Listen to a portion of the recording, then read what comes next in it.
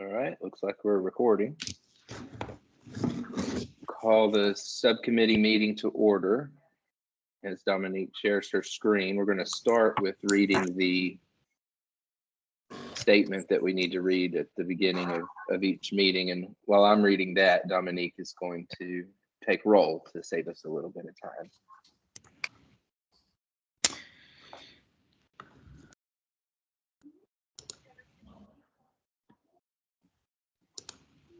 Okay, can you see my screen? Sure can. Yeah. Okay.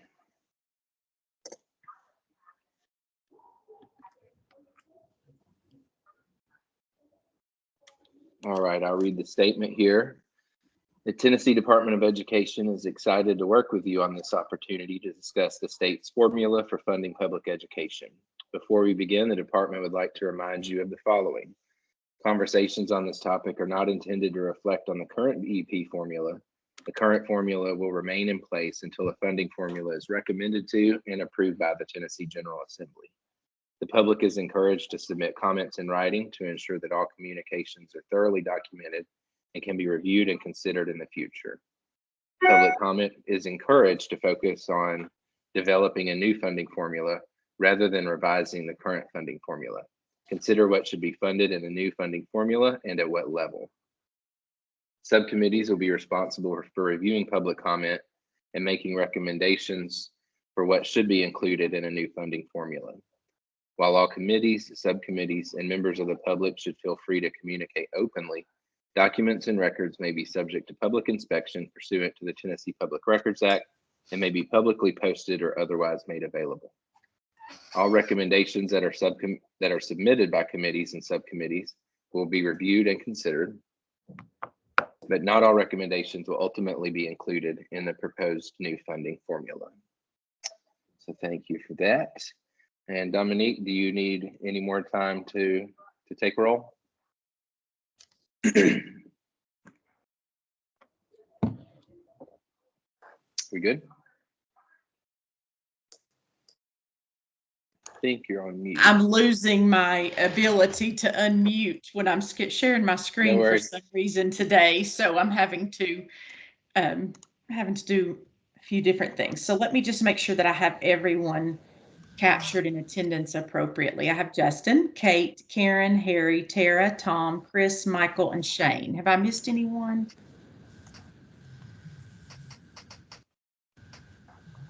I think that's it. Anybody not get called? All right, okay, thank back you. On mute and start sharing. So a few housekeeping notes before we get into the agenda. I know we had mentioned the public comments that we would be receiving those soon. The department decided to wait to finish the town halls so that they could send us a comprehensive list of public comments. We should be receiving those very soon because the town halls have now wrapped up, but we'll have that information pretty soon, certainly well in advance of the next meeting. So you'll have plenty of time over the holidays, over the next month, to review those public comments and hold discussions around those. And so don't worry too much about that because we won't get into that until the next meeting. A couple of notes about the next meetings. We did have to reschedule the next two meetings. The original dates conflicted with federal holidays. We'll be sending out, or Dominique will be updating your calendar invites on those, but just know that meeting number 4, our next meeting, will be January 6th at noon Central.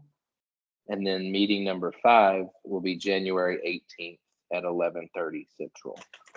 All right. At that first January meeting on the 6th, we'll then discuss the public comments and start looking at that and delving into it. And we'll also have an opportunity, starting with that meeting, for experts to be available to us to present. So we'll, in advance of that, get some information to you so that you can give some feedback on who we might like to present to the subcommittee at that time. Today, I'd like for us to spend some time talking about the weights and what should be considered We don't expect any cuts to state funding as we move to a student-centered model. So I think that base is going to remain for a large degree unchanged. So what we can really influence are what's included in these other three categories: the weights, direct funding, and outcomes, and in that order. So I'd like for us to spend some time today talking about the weights, what we've heard so far in terms of feedback from our constituents and the public comments that we have received so far at the town halls and directly from our constituents, so that we can start to discuss what should be included in those weights. And if we can, Dominique, go to the slide that shows some examples of what would be included in weights. There we go. So as you see on this slide, certain things that other states include in weighted categories include economically disadvantaged or students impacted by high concentrations of poverty, students with disabilities, English learners, or if English is their second language, rural and sparsity funding, fast growing districts, so those districts that have an influx of students, and districts that have a high percentage of charter enrollment are just some examples. We'll keep it on this slide for now because I think it's a good starting point for us to discuss some weights. Although actually, can we go to the slide that shows how we should categorize any type of request? Here we go. So as we discuss anything in all of these categories, I'd like to make sure that we determine where this should fall on this spectrum. Is it a must-have, something that we absolutely need to ensure that the funding formula covers? Is it a should-have? It's not mandatory, but it certainly should be a priority. Those nice-to-haves, those things that if the funding is available, we would like to include it. And then a long shot. What are some things that probably aren't going to get funded unless there's a plethora of funding available, but there may be things that we want to consider in that long shot. So as we discuss any of the topics in weighted funding, would love to pause after each one and discuss where it falls on this list. So if we can, Dominique, go back to that weighted. All right. So just open it up for comments. If you're muted, just be sure to unmute yourself and throw out any suggestions or feedback you have on what should be included in the weights in a student-centered funding model.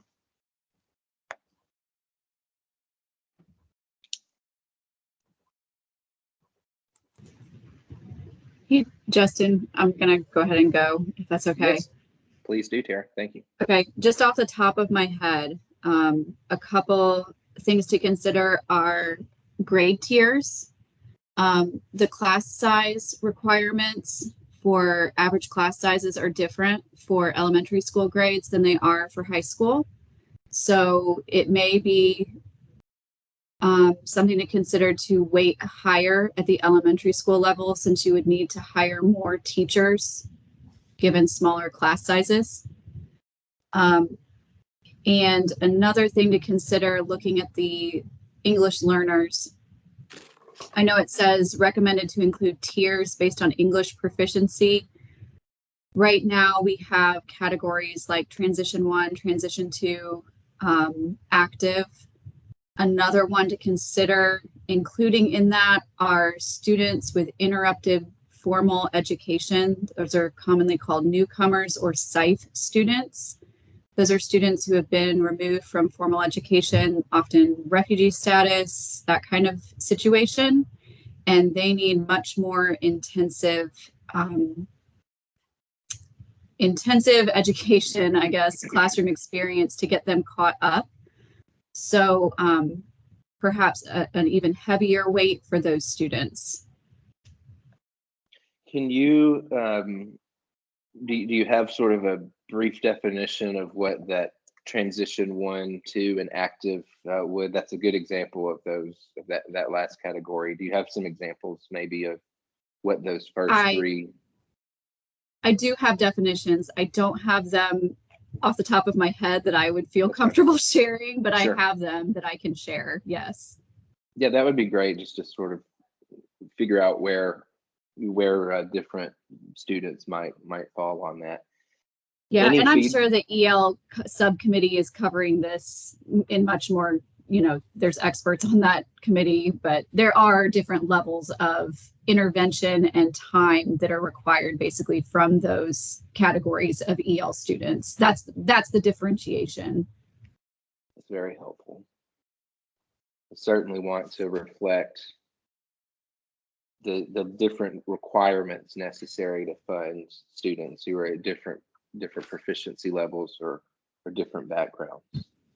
Class size requirements. So there are, am I correct, Tara, that there's different requirements for elementary, middle, and high school. Is that correct? Yes. Correct. Perfect. So we definitely want to note that in any funding.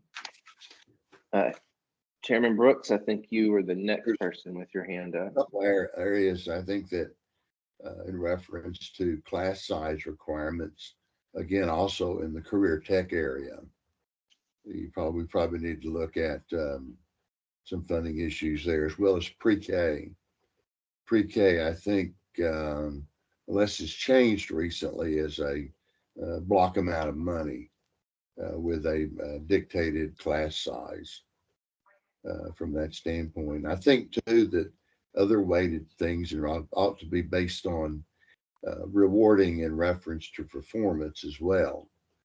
As a key behind weighted and create incentive for districts as well as school buildings, as well as individual grades and classes performance, and also the special kind of educational opportunities, the dual credit, dual enrollment. I know it's mentioned up here in some fashion, but I think that is something that comes into play because you have some costs related to that. And I think if we do a weighted approach, it would be good to include the payment for the exam as well, because that is a difficult, if a student is in 3 or 2 or 3 AP classes concurrently, that is a tough hit for a lot of families.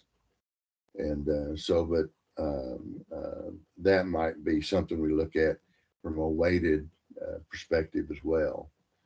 But ultimately, it's, we do know that we've got to weight the disadvantaged and very much disability children.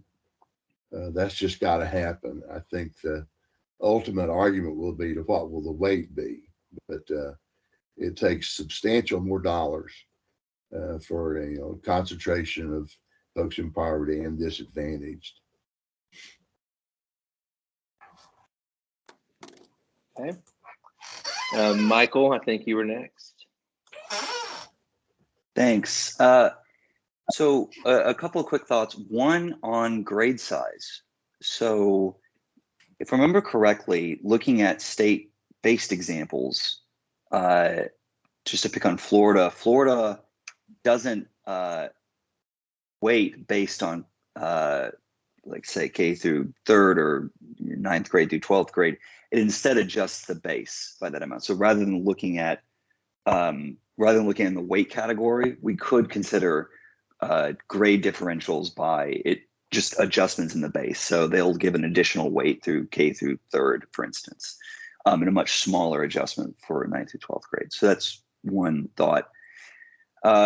The second is on the weights. So I found it very helpful when the department sent out some examples of what other states do and how many states pick certain weights. So I found it remarkable that for English learners, 47 other states do prioritize that as a weight. So I think we have to take that into account, that other states see this as a priority. Perhaps we should too. Similarly, special needs, 39 states, gifted and talented, 34 states. And then, concentration of poverty in rural, those kind of designations, they can vary a lot, but we're talking 30 plus states, either lumping them together or separating them out, concentration of poverty in rural. I haven't seen as many states categorize fast growing, but considering that Tennessee is a fast growing state, not every other state is so fortunate, shall we say, that does seem like something specifically that could matter a lot to Tennessee. And then just one final thought here is,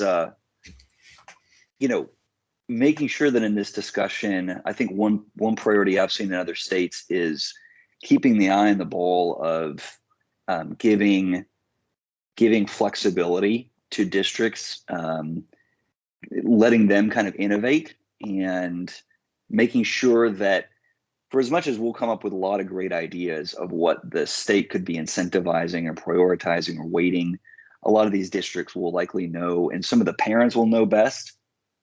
And so making sure that whatever we do, we're keeping the money tied to student characteristics and need, and kind of staying away from any kind of pet projects. Very good.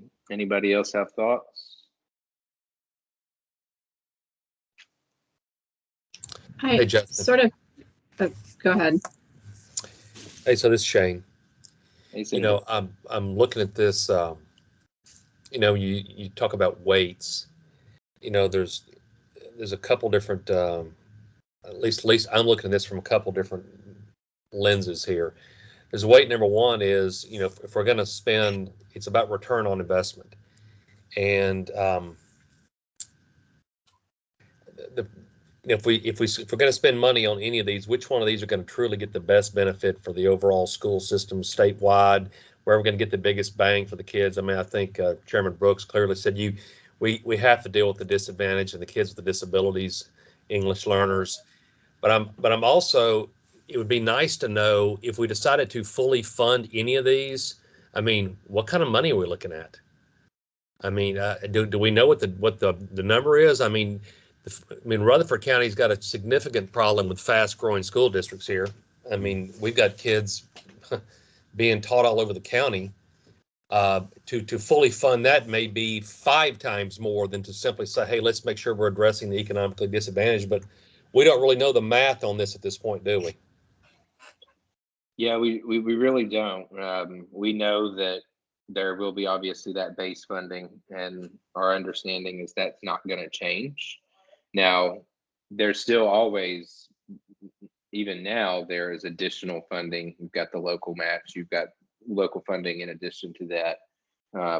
So how we disperse the funding, I think, can change quite a bit, but we don't really know what that base is going to be. So I think from our standpoint, the best thing we can do is say what we think should be included in weights versus what we think should be more of the direct funding on top of that as opportunities, and then those outcome-based pieces as well. So really trying to categorize where should different things be funded in that pyramid above the base, because we really don't know what the base is, and we don't know then what's left to break up into those other 3 categories. Yeah, just trying to strike the right balance between being good stewards and then truly ultimately getting a good return on investment for these kids, which is what it's all about. So, okay, that's all I got.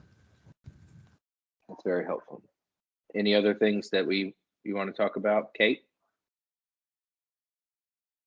Yeah, I just want to emphasize, I do think we need to look at the gifted, because I do work in an economically disadvantaged school, but we do have gifted students, and I'm not sure we give enough attention to that. The other thing is, why is dyslexia not under students with disability? Do you know? Does anybody know the answer to that?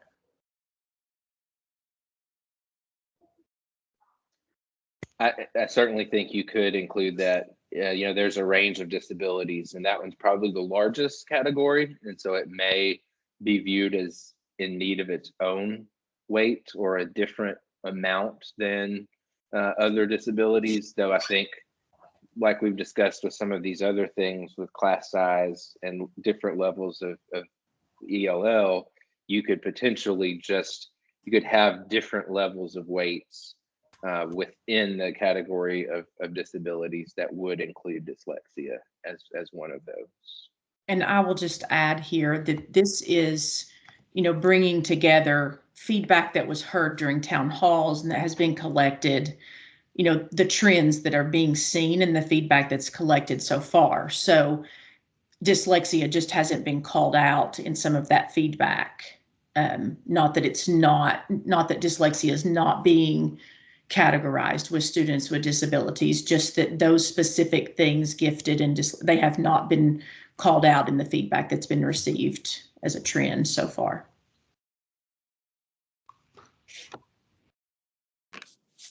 Tara, did you have something else, or is your hand still up?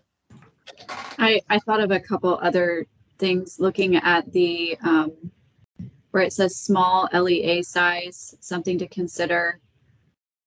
I wonder what sort of baseline measurements are going to be created for, that it's not necessarily a weight, but is there going to be a standard that we would set to say the minimum allocation for a district must include this dollar amount, or the allocation that equals out to this many types of positions? Basically, if the formula doesn't crank out numbers enough to meet a baseline level of education because the school district is so small, I would wonder what accommodations need to be put into the formula for that. And one other sort of leading question off of that is, right now we fund our education system, we fund school districts, we do not fund schools.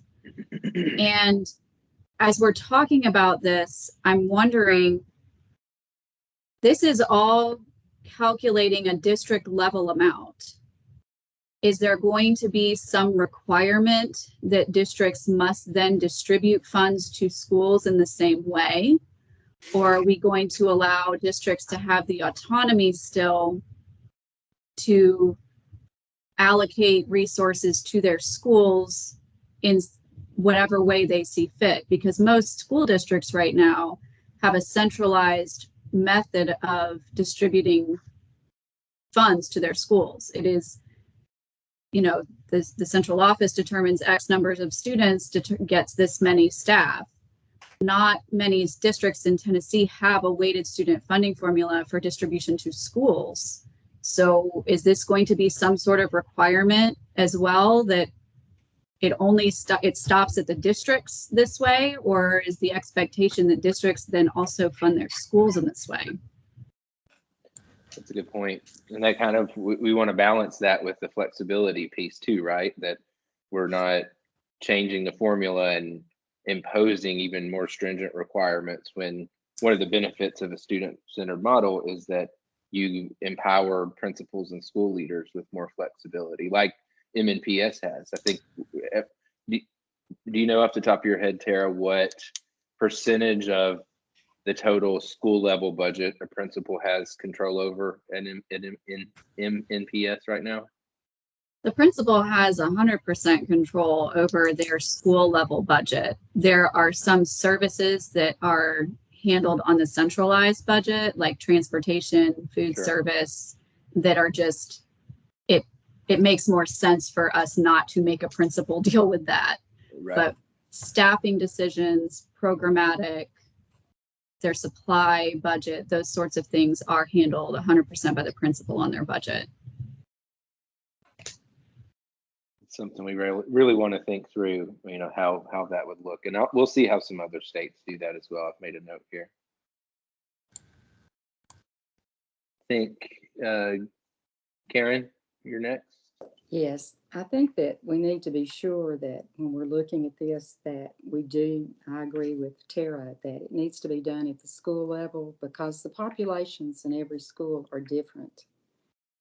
And you may have a high concentration of ELL students in one pot, and you may have in another pot a high concentration of special ed students or poverty. That the biggest thing I think that we need to, as we develop this funding formula, or the state develops it, that we need to keep local autonomy there, because every school district is different. Even if they're sitting side by side, there's a different personnel, there's a different geographic concentration from mountains to cities. And so I think, and one of the things that we talk about is maintenance of effort.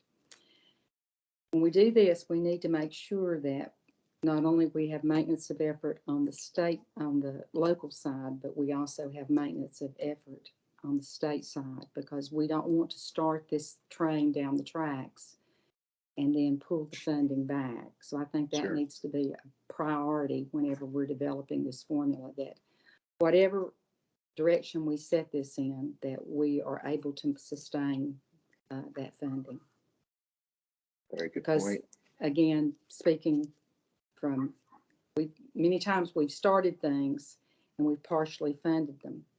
And it takes a little while to get a large school system like Nashville, or even my system, or even a small system turned, to find the personnel, and then by the time we get everything set up, then we've gone off on another rabbit trail. So we need to make sure that when we set these weights, we set these patterns, that there's something that we think this is the direction we want to go. Great, thank you. Michael, I think you were next. Yeah, I just say that these are such good points. I think one of the challenges, based at least in my interpretation of some of the states that we're looking at as examples this week, Maryland, Ohio, others, is that they're still, at the end of the day, about funding districts first and foremost. I think it's important to maintain a focus in Tennessee on not having a centralized plan, giving schools some flexibility, ensuring that funding is tied to student characteristics and need, giving different school providers the leeway to try different things, and parents, some opportunity to know what's going on, how their children are actually getting the resources they need, the classrooms are getting the resources they need, and giving individual schools that flexibility to provide those services, because the different parts of Tennessee will have different needs. Yeah, I think that's a common theme, something that we could certainly weigh in on with our recommendations. Chairman Brooks? Just an observation. This will be a difficult transition. We're all used to the prospects of the BEP, and Tara made some interesting points. There's some things that we might want to maintain that were a part of the BEP, like a minimum amount of money for superintendents or directors of schools, by way of example. So the smaller districts won't have to have a huge percentage in regard to their director of schools. The point too is that we should not allow this to become a mathematical decision. In other words, you create a final number, then you work backwards, mathematically determine, well, let's use 1.6 for disadvantage, let's use 1.7 for whatever. I think we have to give it some due consideration of what is a valid multiplier. And we've got to take a shot at it, saying here is an approach that we're looking for the outcome to be effective. While money is not the total piece of the puzzle for outcome, it's an important piece.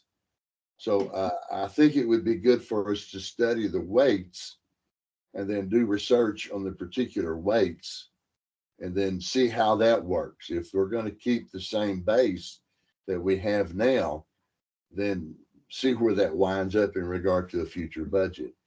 I just don't want someone to haul the state into court saying, well, we started with a number at the very end down here and worked backwards, and as a result of that, the rural only got a 1.1 factor, and the fast growing we just gave them money in advance instead of some extra money as needed. So we have to be, in my opinion, be very careful, and let's understand what a good weighted number is for all those categories we mentioned. I think that's a very valid point, looking at how much we should fund each of those weights and whether there should be some flexibility there, like the things with class size requirements, ELL, and that kind of thing too. Chris?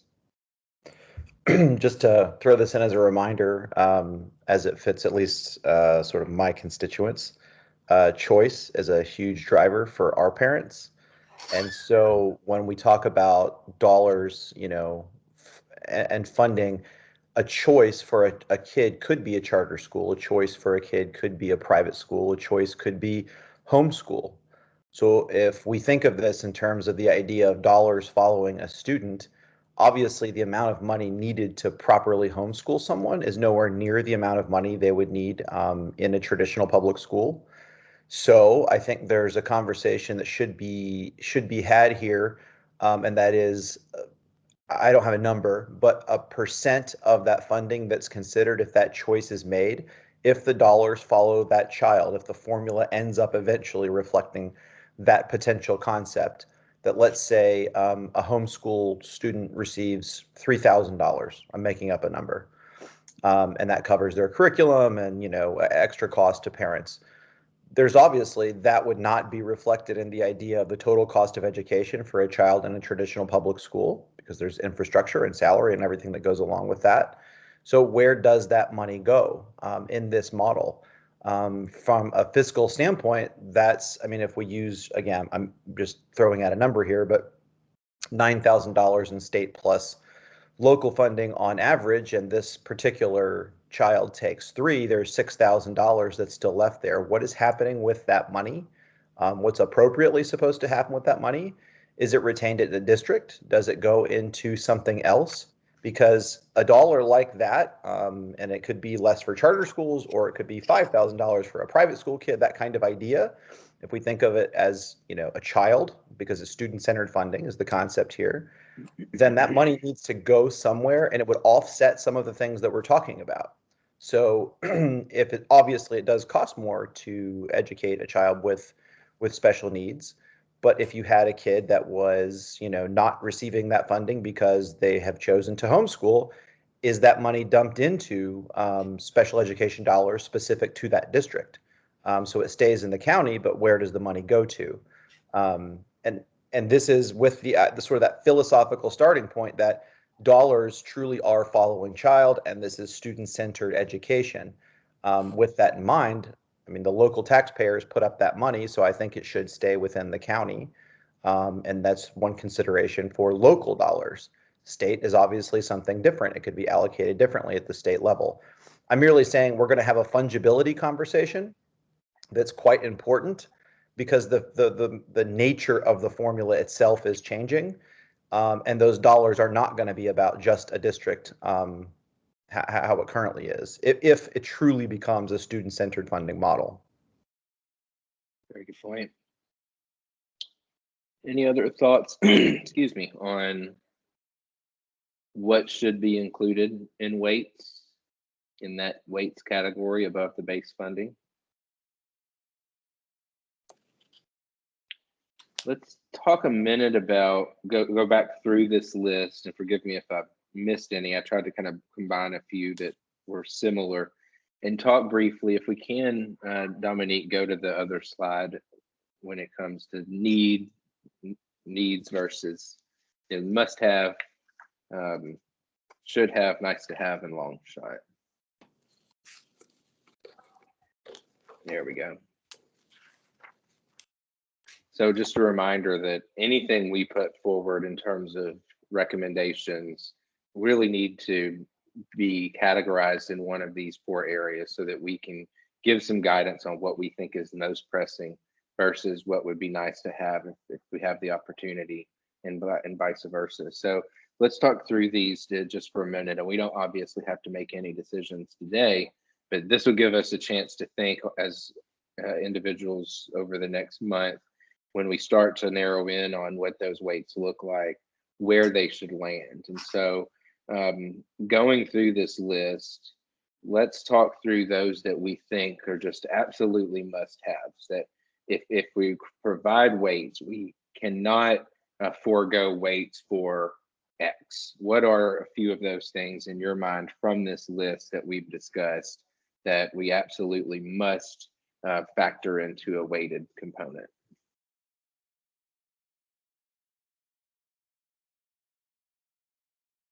I think just to kick it off, probably the most certain one is disabilities. It's very clear that students with disabilities are more expensive to educate, and therefore schools need that additional funding to be following those children. Any disagreements with disabilities being listed as a must-have?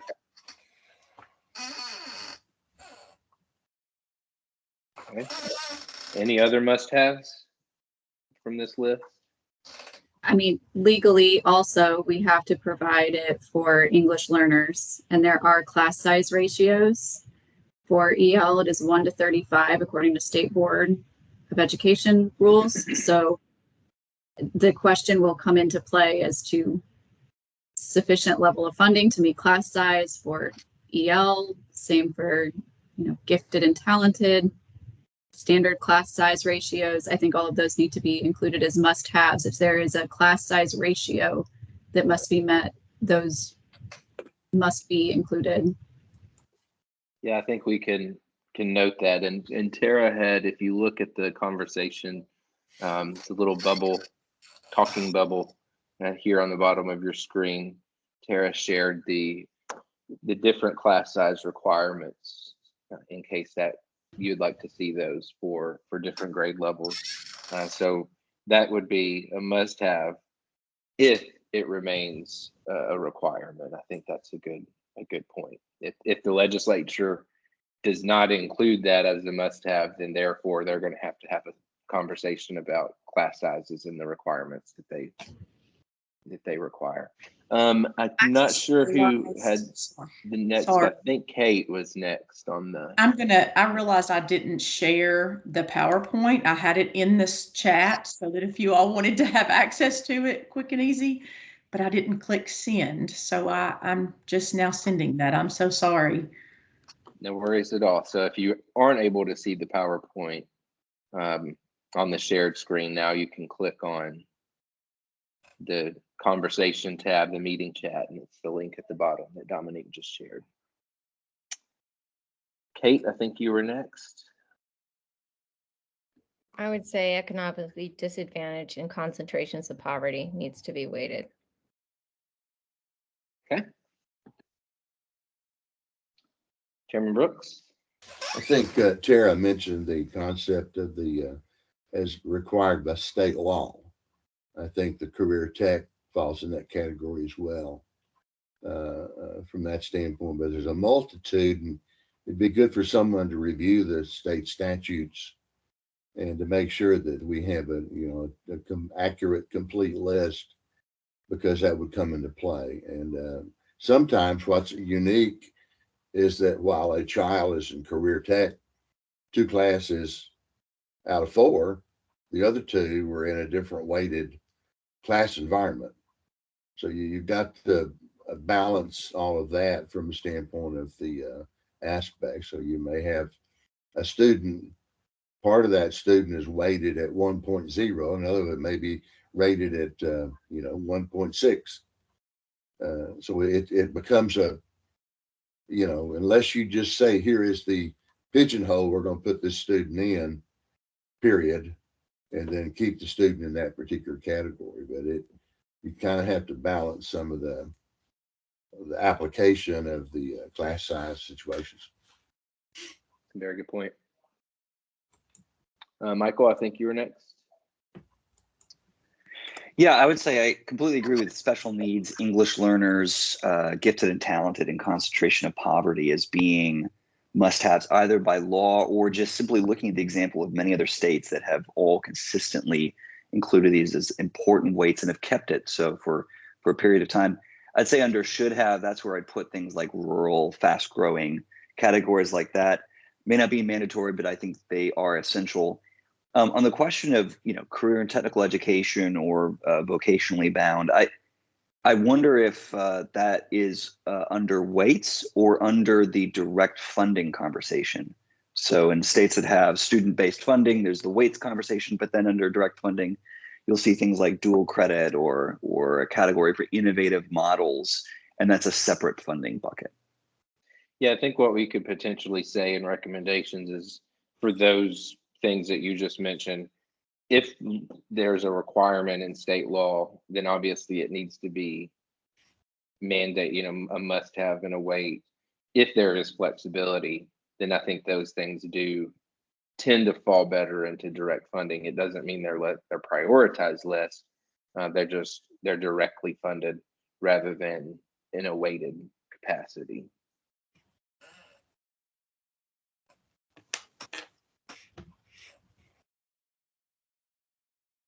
Anything else?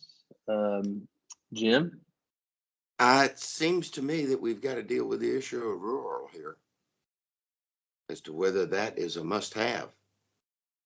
If, as Harry often brings up, we don't want to be in court. Yeah.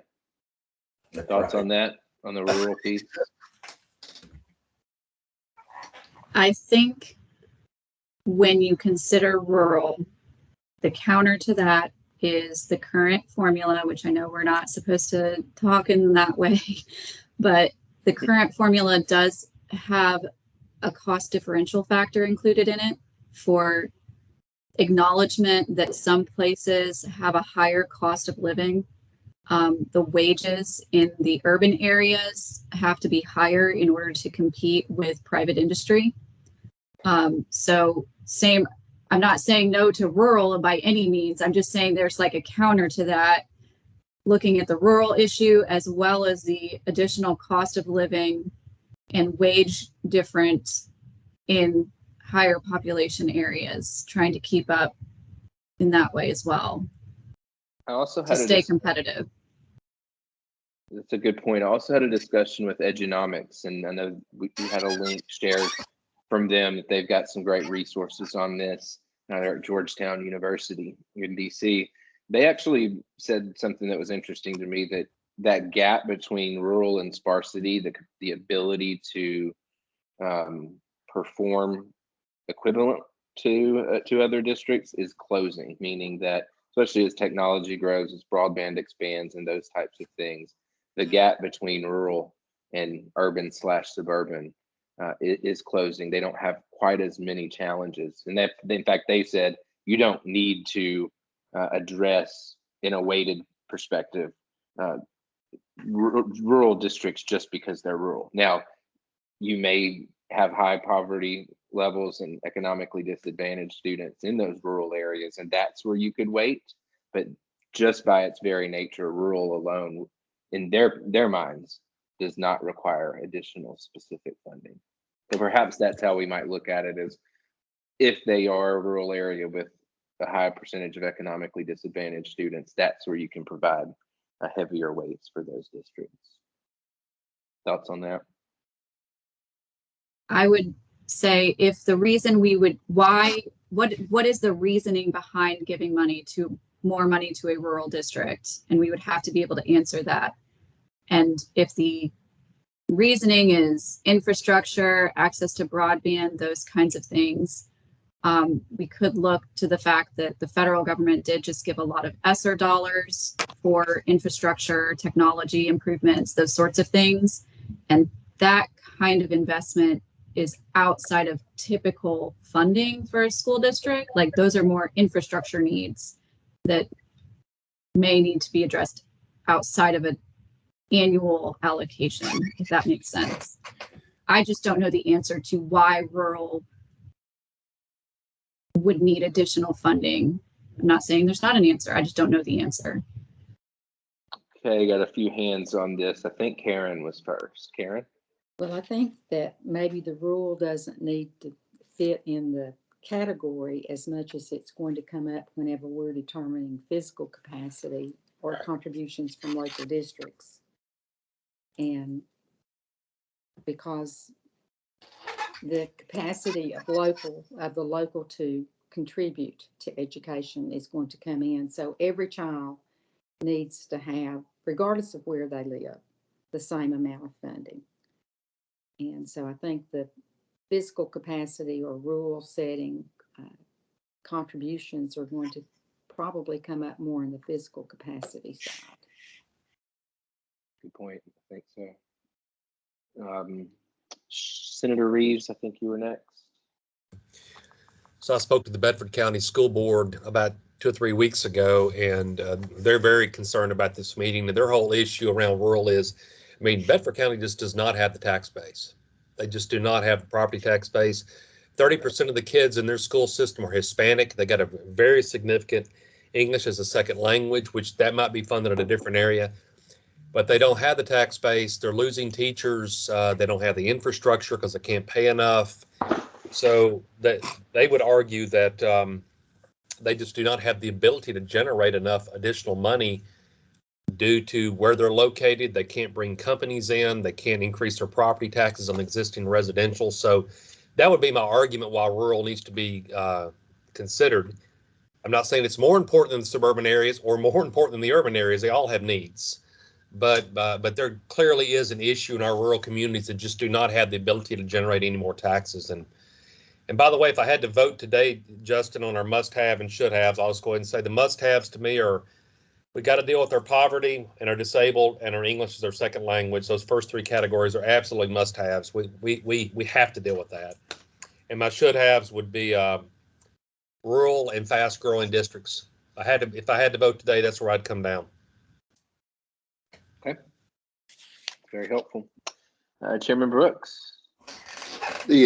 The thought that Karen addressed in reference to the local ability, you've got the state plus the local equals X. That X is what you may need to create some adjustments in regard to what Tara was talking about in regard to what it takes to hire a teacher in Davidson County versus what it takes to hire one maybe in Blount County. The thought being is you've got to plug in all those variables in some way, but the rural areas struggle so many times when the state of Tennessee provides, here's some additional dollars. Now go figure out how you're going to deal with your match. But ultimately what we're after is that A plus B equals X. We're after a number that's X that will accomplish the objectives. And that's where I think Karen's point is so real, is that I've always argued that Sevier County was outside the BEP methodology. It was sort of a standalone environment. Clay County struggles whenever we pass some additional money on to them. Well, so does everybody in some ways, but this is not going to be a simple task. You know, this may take a year or longer to ultimately conclude.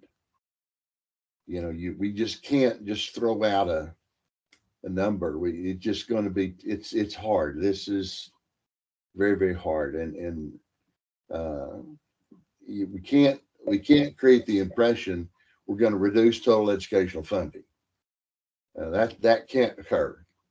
And no matter how we do it, we're going to wind up spending a little more money. You can just sort of write that down and put that in your back pocket. No matter how we wind up, we're going to wind up spending a little more money. Now, is it a little more within the growth range or a little more outside the growth range where we got to pull money from some other budgets and state government back to education?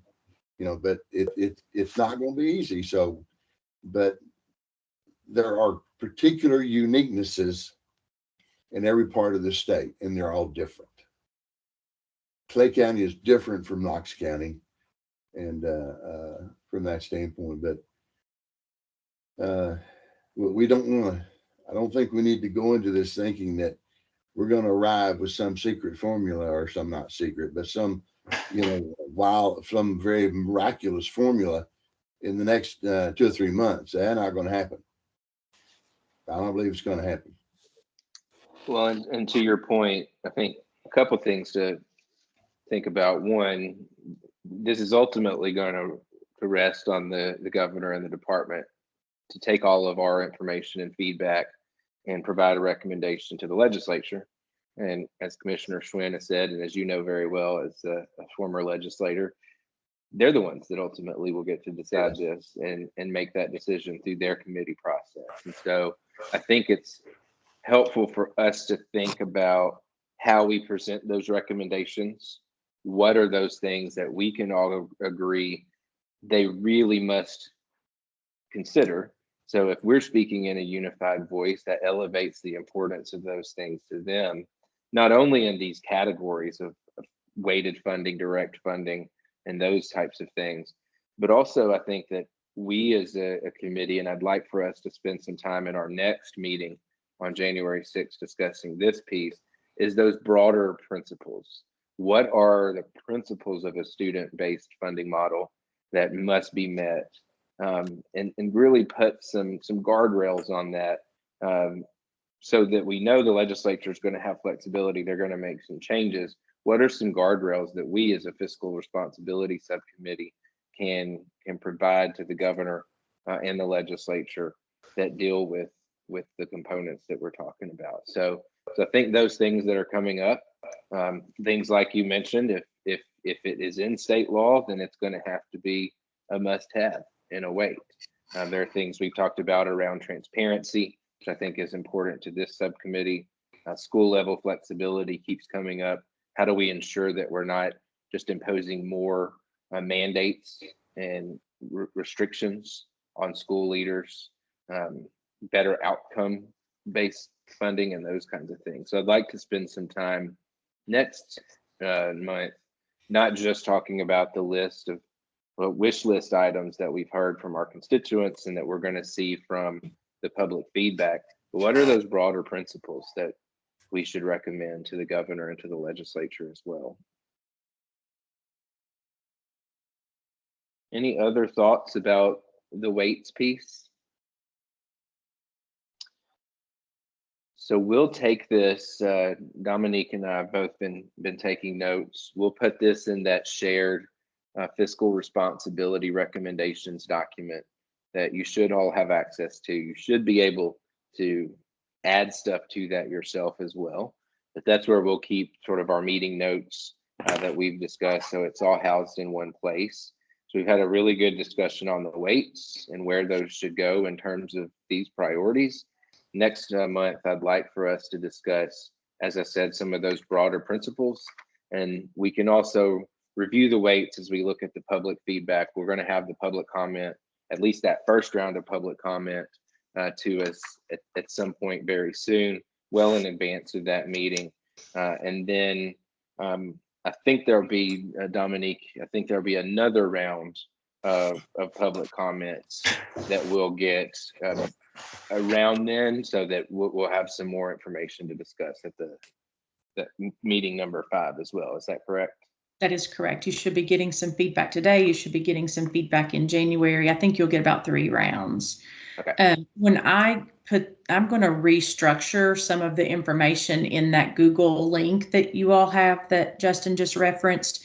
And I will go ahead and put in, the boxes with some of the should haves and must haves, so that, if you want to make some notes and make some adjustments, you can do that. It'll be sometime this afternoon when I take care of that. I dropped off and had to swap to my hotspot for just a moment when you all were in the middle of the rural. Did you all land on what you decided with where the rural piece should be? Or is that still in discussion? I think there's still some ongoing discussion about that. I think Senator Reeves suggested that it be in the should have, but that a key piece is dependent on what other must-haves are included. If things like economically disadvantaged students, ELL, and those things are adequately addressed in the must-haves, that might alleviate the need to put rural as a standalone item in the must-haves, and we could potentially put it in the should-haves. But I think that's still going to be, probably of all the things we discussed, need to revisit at the next meeting. Okay, so I have so far that you all have agreed that students with disabilities, economically disadvantaged, ELs are definitely in that must-have category for you. The career and tech we had as a must-have, but look at possibly what is appropriate for being in the weighted category and what is appropriate for being in the direct funding category. Yeah, I think weighted if it's required by state law, potentially move the other things where there is flexibility into that direct funding category or the outcomes category, which we'll discuss next meeting. And then I've also got class size requirements because those are mandated by state law. And then gifted students, sort of potentially put disabilities and gifted into a category of a sliding scale, but maybe as separate weights, but also included in the must have. Okay. And then David, you got your hand raised. Yes, sir. I thank you for the opportunity to come in. Dominique, you sent me that link again. My first attempt at clicking on that link, it would not go through, but on the second link, I did get into the system. So I've only been on the call for the last 5 or 10 minutes. So I apologize for that. But I had a question, that is, whatever we come up with in the way of a formula, how is the money distributed? Is it sent to the system and then the system pays it out to the schools? How does it work? Practically speaking, that is how it would work. But there was actually a discussion that we're going to need to have next time. We're going to do some research on how other states deal with this, because one of the concerns that was raised is that if we continue that model, then how are we really getting to a student-based funding model, or at least deriving money to the schools and giving schools that flexibility? So it's a double-edged sword in terms of you want to make sure you're funding it in a way that we're actually achieving these things and that money is going to the individual school as it should, rather than just funding the district in a lump sum, given that different schools within a district are going to have different funding levels and different needs as well. So I've got a note to do some research on that before the next meeting so that we can look at what some other states do to address that dichotomy. So it's a really good point. Well, as we have seen, when we send money into the system may or may not use the money the way we dictated or the way we said. So that doesn't seem to be a very workable model to me.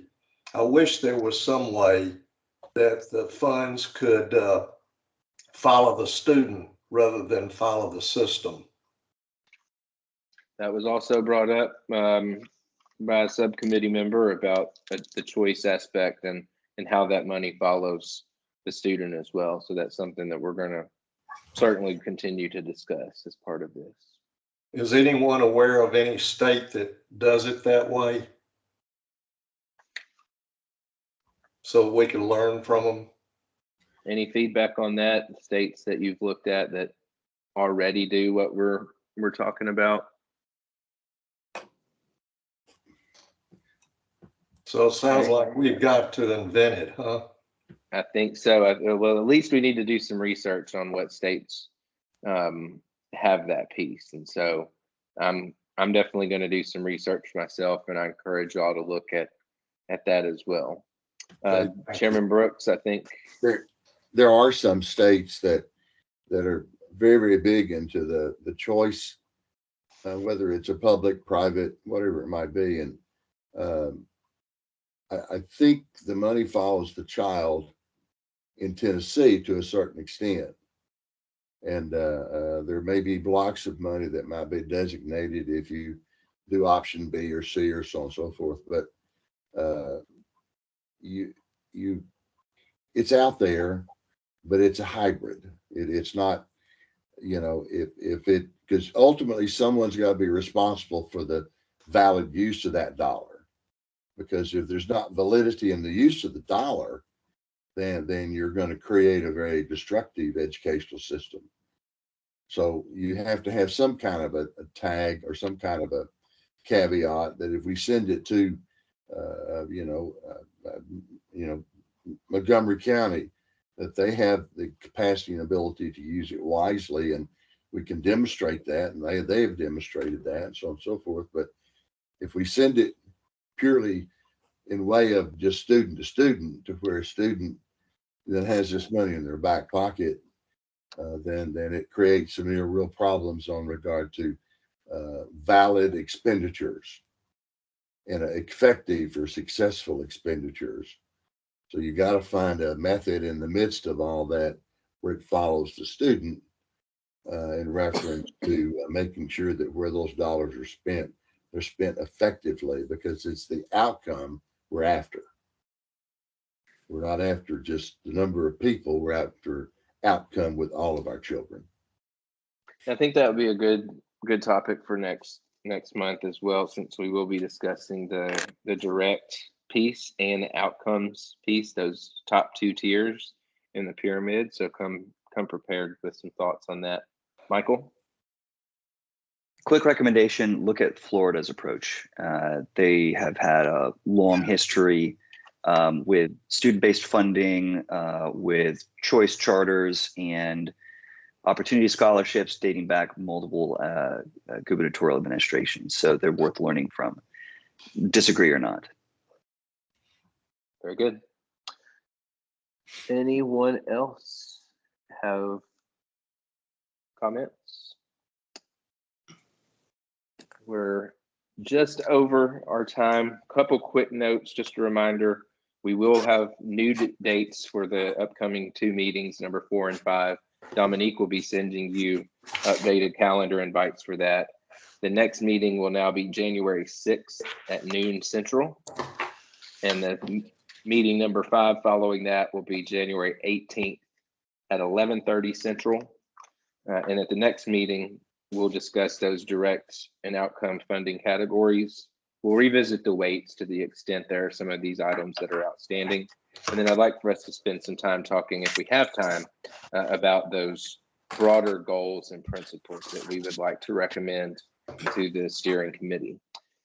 Anything else that we need to cover before we wrap up today? Dominique, do you have anything for us on your end? No, I will remind you that in this week's folder there, you had some documents about some states, but there were also some links. And so those links can take you to something, the ECS, and that's a good place to do a little bit more research on what different states are doing, and something called EdBuild. I believe that is in one of the resource links as well. So, and then you should be getting the feedback. Yeah, check out those resources. Good overview of what other states are doing. And then, as Dominique said, we'll get that first round of public comment back very shortly. Karen? The 6th meeting, is it at 11 o'clock Central? The meeting on the 6th is at noon Central, 1 Eastern. And then on the 18th, it's at 11:30 Central, 12:30 Eastern. And I'll get those sent out this afternoon, the updated calendar invites. Thank you for that. Anything else? All right. Well, thank you all so much. Very good discussion today. I look forward to seeing y'all next month. In the meantime, hope you have a wonderful holidays, and we'll talk to you soon. Thank you. Thanks, Justin. Thanks. Bye, everybody.